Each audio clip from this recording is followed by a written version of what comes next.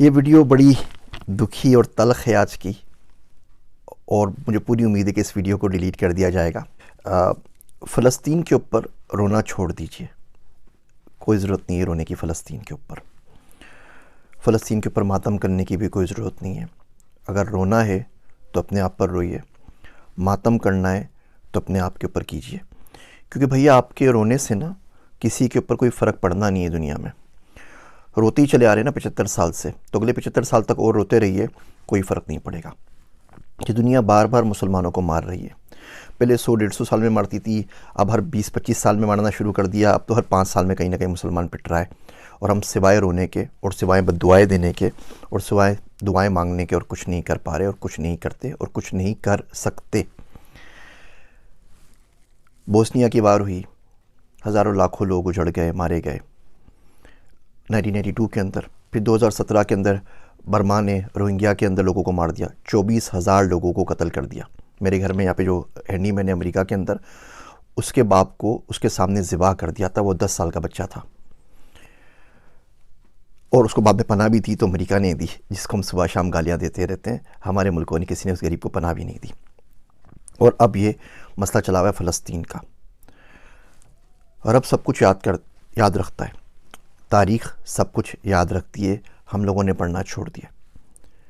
तारीख़ याद ज़रूर रखेगी कि 55 से ज़ायद इस्लामी मुल्क, 1.6 बिलियन से ज़्यादा मुसलमान, 22 से ज़्यादा अरब स्टेट्स, और गज़ा के अंदर पानी की एक बोतल नहीं पहुंचा सके।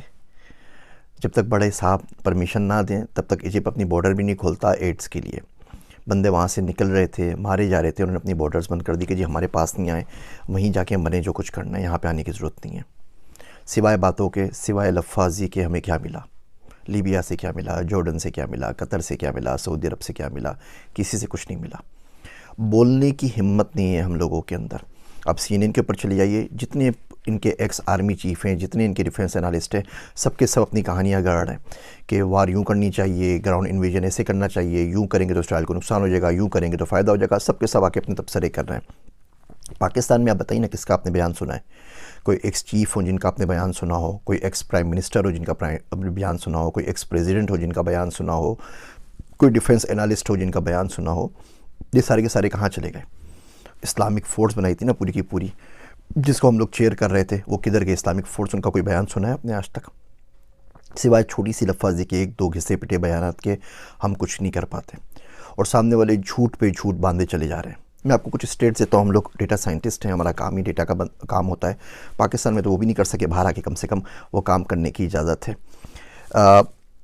23 सालों के अंदर, 2001 से अगर शुरू करते हैं तो 23 सालों के अंदर हमास ने इसराइल के ऊपर कोई 27-28 हज़ार रॉकेट फेंके। अच्छा, जो रॉकेट होते हैं ना, वो मिलिट्री ग्रेड रॉकेट नहीं होते, वो जो यूरिया से घरों में बनाए जाते हैं ना, छोटा सा एमिनेशन की किसी के सर के ऊपर जा लगे तो बंदा मरे, अदरवाइज़ वो ज़ख्मी होगा बेचारा, वो वाले रॉकेट। और मोटर शेल्स 5-6 हज़ार वो फेंके। टोटल किसी भी एस्टीमेट से ये 36,000 से ज़्यादा नहीं है, 35,469 है टू बी एग्जैक्ट। आप 36,000 काउंट कर लीजिए इन 23 सालों के अंदर। आयरन डोम आ गया भाई। आयरन डोम तो 2011 के अंदर आया ना, उससे पहले तो आयरन डोम नहीं था, तो बिल्कुल खुले थे, वो आराम से रॉकेट फायर कर सकते थे। इन 23 सालों में इन 36,000 रॉकेट्स ने 69 बंदों को मारा, 69 बंदों की डेथ हुई। अच्छा, उन 69 बंदों में तो हर इसराइली हर काउंट करते हैं, और आप देख लीजिए ऑनलाइन तमाम लिखा हुआ है। 2 गायें मर गई, वो भी लिखा हुआ है। 2 बकरियां मर गई, वो भी लिखा हुआ है। 2 बच्चे हलाक हुए, वो भी लिखा हुआ है। इसमें भी 4 फ़लस्तीनी थे अपने, वो पता नहीं उस बॉर्डर की उस साइड पे क्या करें। 4 फ़लस्तीनी 69 में शामिल हैं, वो हलाक हुए तो बचे 65।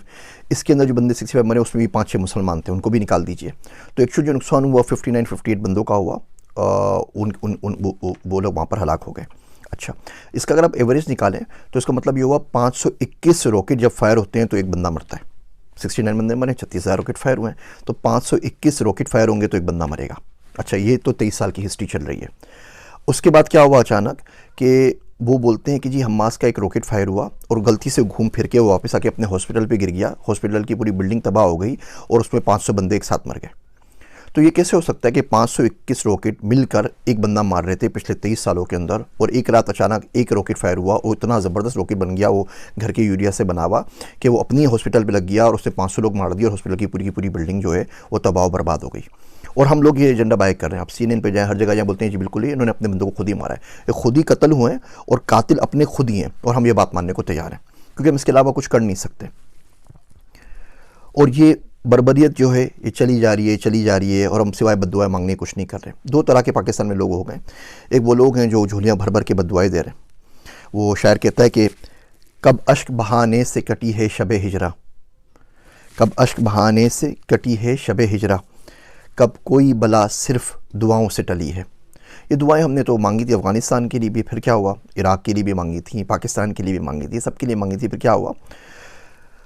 मेरा दोस्त अब्दुल्ला कहता है कि अगर आज खुदा ना खास्ता भारत के साथ जंग हो गई ना, तो फरिश्ते उनके साथ खड़े होंगे, हमारे साथ नहीं, क्योंकि हमारे आमाल ऐसे नहीं है, हमें मुनाफ़क़त इतनी ज़्यादा बस गई है। तो एक लोग वो जो हैं जो दुआएं और बद्दुआएं मांग रहे हैं और उनसे कुछ नहीं होगा। एक वो लोग हैं जो झूठी आस दे रहे हैं सिर्फ और सिर्फ अपने व्यूज़ के लिए। इराक़ में भी हुआ था, इराक़ तबाह कर देगा अमेरिका को, आप देखिए कैसे काया पलट होगी। ऐसे ही कोई ना कोई उल्लू का पट्ठा रोज़ आके वीडियो रिलीज़ कर रहा होता है और बोल रहा होता है कि हमास ये बिगाड़ देगा, हमास वो बिगाड़ देगा। 256 F-16 है उनके पास, इसराइल के पास 256। हमारे पास जो F-16 है वो ऑयल बैंड के ऊपर नहीं चलते। वो ऑयल बैंड पे अगर उसको जाना पड़ेगा आपको ऑफेंसिव मोड के अंदर, तो उसकी परमिशन भी आपको अमेरिका से लेनी पड़ेगी, वरना आप उड़ा के उससे डिफेंस कर सकते हैं आराम से। जो हमने खुद बनाया मुशाक वगैरह तो चल सकते हैं, F-16 नहीं चल सकते, परमिशन ऊपर से आती है। एनीवे 256 F-16 इसराइल के पास, 70 से ऊपर F-35 है। F-35 वो प्लेन है कि दुनिया के किसी भी मुल्क में जाके तबाही मचा सकता है, 160 किलोमीटर दूर से फायर कर सकता है विदाउट डिटेक्शन। उसका आपको कोई दुनिया का रेडार डिटेक्ट नहीं कर सकता। वो आए थे ना जब उसामा को मारने के लिए, तो कौन से रेडार ने आपको डिटेक्ट किया था। तो ये असल सूरत हाल है। वो बिल्कुल नेस्तो नाबूद करके चले जाएगा, दुनिया उसके साथ खड़ी हुई है, और आप सिवाय अपनी लाशें दफनाने के कुछ नहीं कर सकते। और ये बद्दुआओं से काम नहीं चलता। अब करें तो करें क्या, ठीक है। देखिए, पहली बात तो उस मुल्क में रहना क्यों है जो इतने कमज़ोर हैं। उस मुल्क में करना क्या है कि हम लोग 1.5 बिलियन 1.6 बिलियन मुसलमान मिलके एक पानी की बोतल गज़ा में नहीं पहुंचा सकें। मरते हुए बच्चों के पास उस मुल्क में रहना क्यों है। कुरान शरीफ में आता है ना, सूरह निसा में आप देखिए, फ़ीमा कुंतुम के तुम किस हाल में रहो, क्या करते रहो। तो लोग बोलेंगे अना मुस्तफ़ीना फ़िल अर्द, हम तो ज़मीन में बहुत कमज़ोर बना दिए गए थे। तो फरिश्ते मारेंगे, बोलेंगे अल्लाह की ज़मीन वसी नहीं थी, कहीं और निकल जाते। तो अगर आप मुल्कों में कमज़ोर हो गए जहाँ पे आपको बात करने की परमिशन नहीं है, जहाँ बोल नहीं सकते, तो किसी और मुल्क में चले जाइए, बात तो कर सकें ना। अब यहाँ राशिदा तालिब है, मिशिगन की जो कांग्रेस वूमेन है, वो एक बंदी ने अन्नी मचाई हुई ना, पूरे मुल्क के ऊपर भारी पड़ गई है, बोल बोल के पूरा मीडिया पागल हो गया। वो कुछ नहीं कर सकते क्योंकि वो अमेरिका में बैठी हुई है।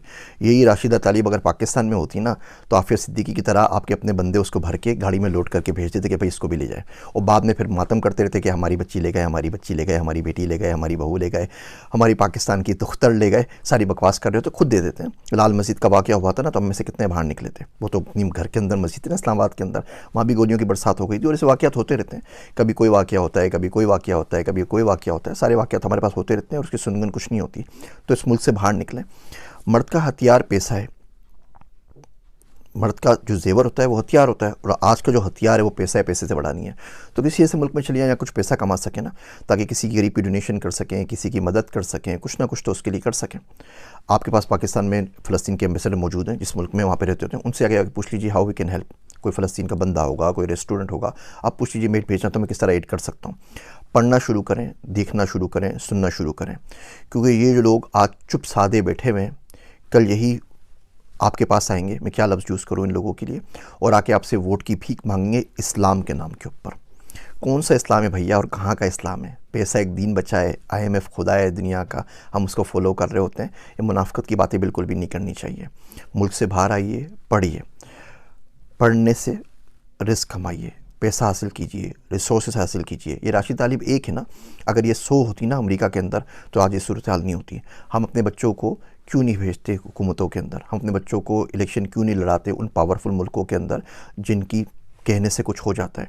हम अपने बच्चों को वो तमाम चीज़ें, नई चीज़ें, टेक्नोलॉजी क्यों नहीं सिखाते। पाकिस्तान का मैं आपको हाल बताऊँ, तलमूद इसराइल की किताब है। मैंने किसी ज़माने के अंदर वो इसराइली ज़ुबान सीखने की बड़ी कोशिश की थी, कुछ किताबें वगैरह मंगवाई थी, तो एक्सपीरियंस हुआ। तो पता चला कि तलमूद जो इसराइलियों की जो मजहबी किताबें मुझे पढ़ने का शौक़ था, पाकिस्तान मंगवाई जाए, वो अरबी के अंदर शायर हुई थी कतर से। वो किताबें मंगवाई, कुछ और किताबें मंगवाई। वो छित्तर पार्क में मुफ्ती सईद साहब की लाइब्रेरी है, वहाँ पर मौजूद है, आप लोग जाके पढ़ सकते हैं।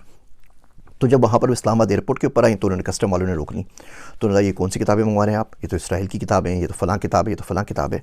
उनको बोलता रहा भैया किताबें हैं, पढ़ने के लिए मंगवा रहे हैं, रिसर्च के लिए। खैर उन्होंने 4 दिन तक वो रोक के रखा। फेसबुक पे जाके लिखा, लिंक्डइन पे जाके लिखा, कोई अल्लाह का बंदा मदद कर दे, मेरी किताबें छुड़वा दे, मुझे पढ़नी है, रिसर्च करनी है।